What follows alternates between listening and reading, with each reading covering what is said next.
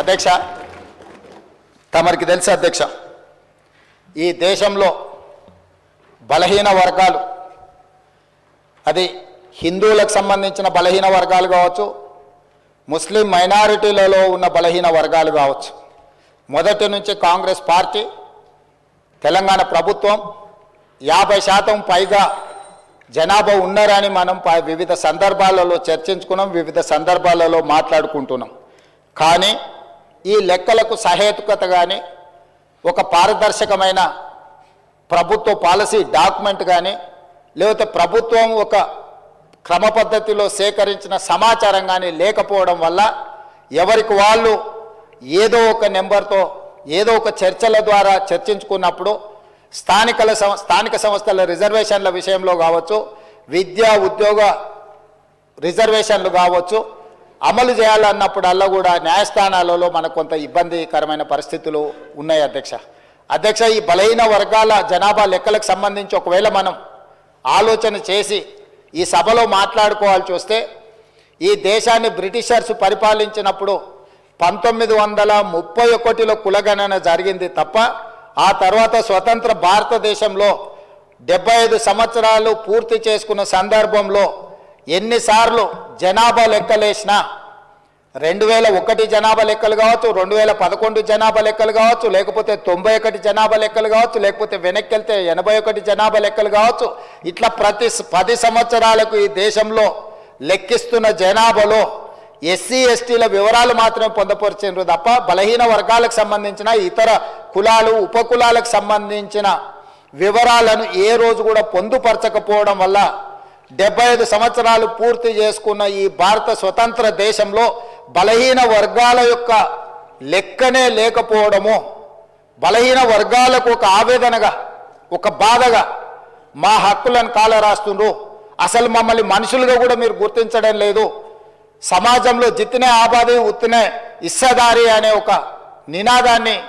నాయకుడు రాహుల్ గాంధీ గారు తీసుకోవడంతో వారు ఎన్నికల సందర్భంగా భారత్ జోడో యాత్రలో భాగంగా ఈ దేశ ప్రజలకు ఒక మాట ఇచ్చారు. కేంద్ర ప్రభుత్వాన్ని డిమాండ్ చేసిండ్రు. వారు కేంద్ర ప్రభుత్వం జనాభా లెక్కలు సేకరించినప్పుడు కులాల ప్రాతిపదికన కూడా జనాభాను సేకరించాలి, తద్వారా ప్రభుత్వం కేటాయిస్తున్న నిధుల విషయంలో కావచ్చు, నియమిస్తున్న ఉద్యోగాల విషయంలో కావచ్చు, ఆర్థిక రాజకీయ ఉపాధి ఉద్యోగ అవకాశాలలో వాళ్లకు సరైన న్యాయం చేయాలి. కాబట్టి దీన్ని ప్రభుత్వము ముందుకు తీసుకువెళ్ళాలి, ప్రభుత్వం పాటించాలి అని డిమాండ్ చేశారు. కానీ కేంద్ర ప్రభుత్వం ముందుకు రాలేదు. అయితే వారు ఆ రోజు ఈ తెలంగాణ రాష్ట్రంలో తమరికి తెలుసు, మహబూబ్ నగర్ జిల్లాలో మక్తల్ కృష్ణా నదిని దాటుతూ తెల్లవారుతుంటే రాహుల్ గాంధీ గారు తెలంగాణ రాష్ట్రంలో అడుగుపెట్టి 23 రోజులు మహారాష్ట్ర సరిహద్దుల్లో వారు మహారాష్ట్రకు వెళ్ళేటప్పుడు 23 రోజులు తెలంగాణ ప్రజలకు స్పష్టంగా చెప్పారు, తెలంగాణ రాష్ట్రంలో మా ప్రభుత్వాన్ని ఏర్పాటు చేయండి, నేను తెలంగాణ ప్రజలకు నేను మాట ఇస్తున్నా, మేము అధికారంలోకి వచ్చిన తర్వాత మా ప్రభుత్వం కులాల ప్రాతిపదికన జనాభా సేకరణ చేసి బలహీన వర్గాల లెక్క ఎంతుందో లెక్క తేల్చి వాళ్లకు రాజకీయంగా రిజర్వేషన్లు కల్పిస్తాం, ఉద్యోగ ఉపాధి రిజర్వేషన్లు కల్పించే బాధ్యత మేము తీసుకుంటాం.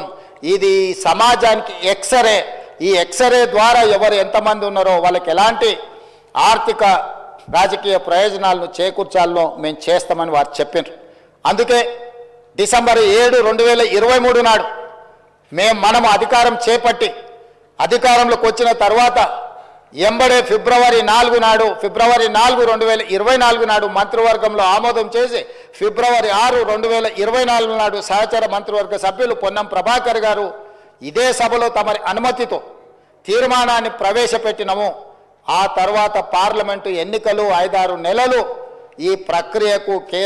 పార్లమెంట్ ఎన్నికల వల్ల విఘాతం కలిగింది. కానీ ఈ ప్రభుత్వం మా నాయకుడు మేము ఇచ్చిన మాట ప్రకారం ఈ సమాజంలో కులగణన జరగాలి, కులగణనలో రాజకీయ ఆర్థిక సామాజిక అన్ని వివరాలను పొందుపరచాలన్న ఆలోచనతోటి ఈ కార్యక్రమాన్ని ముందుకు తీసుకెళ్లాలన్న లక్ష్యంతో మంత్రివర్గ ఉపసంఘాన్ని పెద్దలు ఉత్తమ్ కుమార్ రెడ్డి గారి అనుభవాన్ని దృష్టిలో పెట్టుకొని వారిని, దామోదర్ రాజ్ నరసింహ గారిని, పొన్నం ప్రభాకర్ గారిని, దుద్దిల్ల శ్రీధర్ బాబు గారిని, సీతక్క గారిని కమిటీలో పెట్టి ఈ ప్రక్రియను మొత్తం ముందుకు తీసుకువెళ్ళే ప్రయత్నం చేసినాం. ఈ ప్రక్రియలో భాగంగా బీహార్, అంతకుముందు కర్ణాటక రాష్ట్రాలు ఈ ప్రక్రియను చేపట్టి బీహార్ తీసుకొచ్చిన ఈ వివరాలను కోర్టులు కూడా వాటి మీద స్టే ఇవ్వడంతో తప్పిదం జరగొద్దు, ఇది పక్కడబందిగా ఉండాలి అని చెప్పి అధికారులను ఆయా రాష్ట్రాలకు పంపించిన అధ్యక్ష. ఇదేదో ఆషామాషిగా ఇక్కడ ఉన్న కొద్దిమందిని పంచాయతీరాజు లేకపోతే ఏదైనా డిపార్ట్మెంట్కి సంబంధించిన క్రింది స్థాయి ఉద్యోగస్తులను పంపించే వివరాల సేకరణ కాదు అధ్యక్ష. ఈ దేశంలోనే ఈ దేశానికి ఆదర్శంగా ఉండే ఒక దిక్సూచిగా మారాలని తెలంగాణ రాష్ట్ర ప్రభుత్వం ఇతర రాష్ట్రాలలో ఇట్లాంటి ప్రక్రియ చేపట్టి ఈ ప్రక్రియ న్యాయస్థానాల ముందు నిలవకపోవడం, ఈ ప్రక్రియ వల్ల జరిగిన నష్టాన్ని అంచనా వేయడానికి కూడా ఇతర రాష్ట్రాలకు అధికారులను పంపించి ఆయా రాష్ట్రాలలో జరిగిన పరిణామాలను మనమంతా కూడా ఒక స్టడీ చేసి అధికారుల నుంచి నివేదిక తెప్పించుకొని తద్వారా జనగణన ఏ విధంగా చేసిండ్రు, ఇతర రాష్ట్రాలలో కులగణన ఏ విధంగా నిర్వహించిండ్రు, వీటన్నిటిని పరిగణకు తీసుకొని పదే పదే ముఖ్యమంత్రి స్థాయిలో నేను, ప్లానింగ్ బోర్డు ఉప ముఖ్యమంత్రి గారు ఆర్థిక శాఖ కిందకు వస్తుంది వారు, అదేవిధంగా మా cabinet sub committee chairman Uttam Kumar Reddy గారు వివిధ సందర్భాలలో చీఫ్ సెక్రటరీ గారితో సహా 12 సార్లు సమావేశాలు పెట్టి సమీక్షలు చేసి అధికారులకు సూచనలు చేసి ఒక పక్కడ్బందీ ప్రణాళికతోటి ఏ విధంగా అయితే జనాభాను మనం లెక్కిస్తామో ఆ రకంగా మొట్టమొదట ఇండ్ల వివరాలు సేకరించే కార్యక్రమం చేపట్టిన అధ్యక్ష. ఈ తెలంగాణ రాష్ట్రంలో ఉన్న పాత 10 ఉమ్మడి జిల్లాలలో ప్రతి గ్రామంలో, తండాలో, గూడెంలో ఇండ్ల వివరాలు సేకరించి ఆ ఇండ్లను అన్నిటిని కూడా ఎన్యూమరేట్ చేసి ఆ ఇండ్ల మీద స్టిక్కర్ అంటించి ప్రతి 150 ఇండ్లను ఒక గ్రూపుగా అంటే అధ్యక్ష మ్యాపింగ్ చేసి ఇట్లా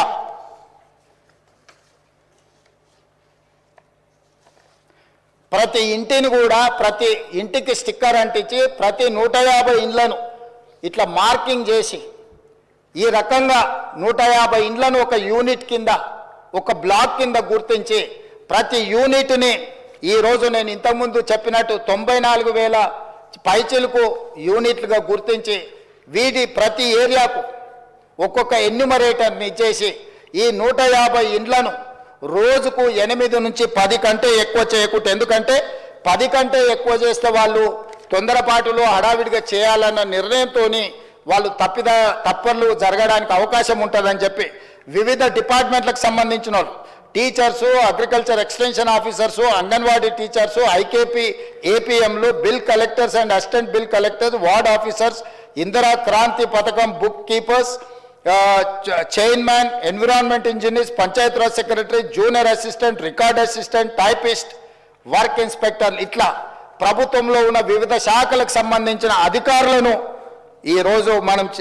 వాళ్ళందరినీ పెట్టి ప్రతి ఇంటికి ఇలాంటి స్టిక్కర్ను అంటించిన అధ్యక్ష. మొదటి 3 రోజులు ఈ రాష్ట్రంలో ఉన్న అన్ని గృహాల యొక్క వివరాలను సేకరించి ఆ వివరాలన్నిటిని కూడా ప్రతి ఒక్కరి ఇంటికి ఇట్లా స్టిక్కర్ అంటించి ఫస్ట్ ఇండ్లను గుర్తించడం జరిగింది అధ్యక్ష. ఆ తర్వాత ప్రతి ఇంటికి మన ఎన్యూమరేటర్లు వెళ్ళి ఇట్లాంటి అప్లికేషన్లు తీసుకెళ్ళి అధ్యక్ష ప్రతి ఒక్కరి వివరాలు వాళ్ళందరితో సేకరించి 8 పేజీలల్లా అక్కడికి వెళ్ళి వాళ్ళతో మాట్లాడి వాళ్ళు ఇచ్చిన సమాచారాన్ని తీసుకొని వాళ్ళ సంతకాన్ని కూడా కుటుంబ యజమాని పేరు, మొబైల్ నెంబర్తో సహా సంతకం వాళ్ళు తీసుకొని, ఎన్యూమరేటర్ సంతకం తీసుకొని, సూపర్వైజర్ సంతకం తీసుకొని ఈ రకంగా సమాచారాన్ని 8 పేజీలలో పూర్తి వివరాలతో కూడుకున్న వాళ్ళ పేరు, తండ్రి పేరు, వాళ్ళ కులము, వాళ్ళ ఆర్థిక స్తోమత, వాళ్ళ విద్య, గతంలో ప్రభుత్వం నుంచి ఏమైనా పథకాలలో లబ్ధి పొందినరా, గతంలో రాజకీయ పరమైన రిజర్వేషన్లు ఏమన్నా పొందినరా, ఇట్లా పూర్తి స్థాయిల వివరాలతోటి ఆ కుటుంబం యొక్క వివరాలు తీసుకున్నాం అధ్యక్ష. ఇవన్నీ మాన్యువల్గా సేకరించి 76,000 మంది డేటా ఎంట్రీ ఆపరేటర్స్ని పెట్టి ఏ ఎన్యూమరేటర్ అయితే 150 ఇండ్లకి వెళ్ళి చేసిండో అతనే డేటా ఎంట్రీ ఆపరేటర్ దగ్గర కూర్చొని ఒక్కొక్క పేజీ తీసి కంప్యూటరీకరణ చేపించి పూర్తిగా ఈ డేటానంతా కూడా 76,000 మంది డేటా ఎంట్రీ ఆపరేటర్లు 36 రోజులు కష్టపడి ఈ మొత్తం అంతా కూడా క్రోడీకరించింది అధ్యక్ష.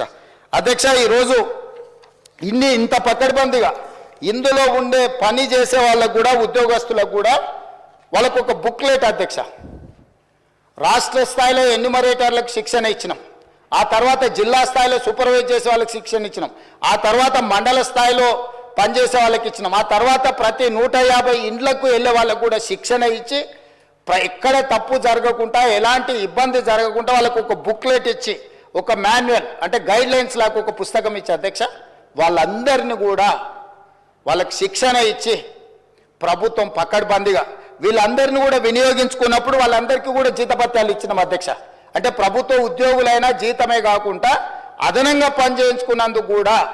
వాళ్ళకు జీతభత్యాలు ఇచ్చి 160 కోట్ల రూపాయలు ఖర్చు పెట్టి ఈరోజు ఒక నిర్దిష్టమైన పకడ్బందీ సమాచారాన్ని ఈరోజు సేకరించిన అధ్యక్ష 7 దశాబ్దాలుగా పైగా ఈరోజు బలైన వర్గాలకు సంబంధించిన వాళ్ళు కావచ్చు, మైనారిటీలు కావచ్చు, మేము ఎంతమంది ఉన్నామో మా లెక్క మాకు చెప్పండి అన్నారు అధ్యక్ష. కనీసం మాకు నిధులు, మా రిజర్వేషన్లు, లేకపోతే మా ఉద్యోగ ఉపాధి అవకాశాలలో మేము మా భాగం అడగాలి అని అంటే కనీసం మా లెక్క తేల్చండి అని అంటే ఎవ్వరు కూడా వాళ్ళ మొలకించిన వాళ్ళు లేరు అధ్యక్ష. అందుకే ఈరోజు ఈ ప్రభుత్వం స్పష్టంగా నిర్ణయం తీసుకొని ఇది ఒక చారిత్రాత్మకమైన నిర్ణయం, రేపు సమాజం యొక్క అభివృద్ధికి ఇది ఒక దిక్సూచిగా ఒక మోడల్ డాక్యుమెంట్గా మారుతుందని చెప్పి ఈరోజు ఒక పకడ్బందీ ప్రణాళికతో చర్య తీసుకున్నాం అధ్యక్ష. అందుకే ఈరోజు కమిషన్ ఇచ్చిన నివేదికను క్యాబినెట్ సబ్ కమిటీ స్వీకరించి ఈరోజు ఉదయం క్యాబినెట్లో దాన్ని చర్చపెట్టి క్యాబినెట్లో ఆమోదింపజేసి ఈరోజు ఈ సభలో ప్రకటన చేస్తున్నాం అధ్యక్ష. ఎందుకంటే దీనికి పూర్తి స్థాయిలో చట్టబద్ధత కల్పించాలి. రేపటి నుండి ఈ నివేదిక రాష్ట్ర ప్రభుత్వం అమలు చేయబోయే సంక్షేమ పథకాలకు, అదేవిధంగా అభివృద్ధి కార్యక్రమాలకు, ఉద్యోగ ఉపాధి అవకాశాలకు, రాజకీయ వాళ్ళ అవకాశాల కోసం ఈరోజు ఈ నివేదిక పనిచేయాలన్నది ప్రభుత్వం యొక్క లక్ష్యం అధ్యక్ష. అందుకే ఈరోజు 46.25% ఉన్న బీసీలు, ఏబిసిడి, అదేవిధంగా ఈ గ్రూప్లో ఉన్న ముస్లిం మైనారిటీ బీసీలు ఏదైతే 10.08 ఉందో మొత్తం 56% పైగా ఉన్న బీసీలు అందరికీ కూడా ఈ రాష్ట్రంలో సముచితమైన గౌరవము, స్థానము కల్పించాలన్న ఆలోచనతోటి ఈరోజు ఈ ప్రభుత్వం ఈ నిర్ణయం తీసుకొని ముందుకు వచ్చింది అధ్యక్ష. కాబట్టి సభలో సభ్యులందరినీ ప్రభుత్వం ఒక మంచి కార్యక్రమాన్ని తీసుకొచ్చి ప్రజలకు అందుబాటులో పెట్టినందుకు